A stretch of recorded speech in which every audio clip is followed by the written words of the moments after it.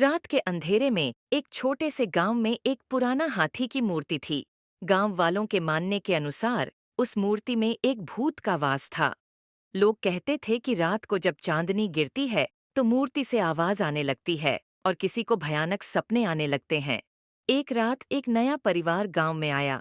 उन्होंने उस हाथी की मूर्ति के साथ अपना घर बनाया। पहले तो सब ठीक था, लेकिन फिर रात के समय सुनसान आवाजें सुनाई देने लगीं।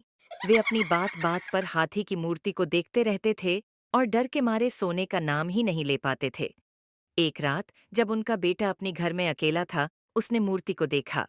उसकी आंखों में एक अजीब सी चमक थी और उसने सुना कि कोई उसको बुला रहा है।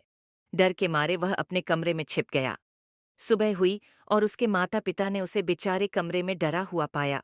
उन्होंने पूछा, तुम्हें क्या हुआ बेटा? बेटा डर से ग्रस्त होकर बोला, माँ, पिता, मैंने उस हाथी की मूर्ति को देखा। उसमें कोई था, उसने मुझे बुलाया था।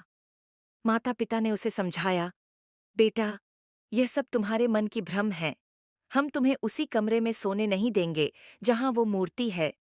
उन्होंने मूर्ति को हटा दिया और उसे छोटे से गांव के मंदिर में स्थापित कर दिया। उस दिन के बाद किसी को भी उस मूर्ति से आवाज नहीं सुनाई दी और गांव में शांति की वापसी हो गई।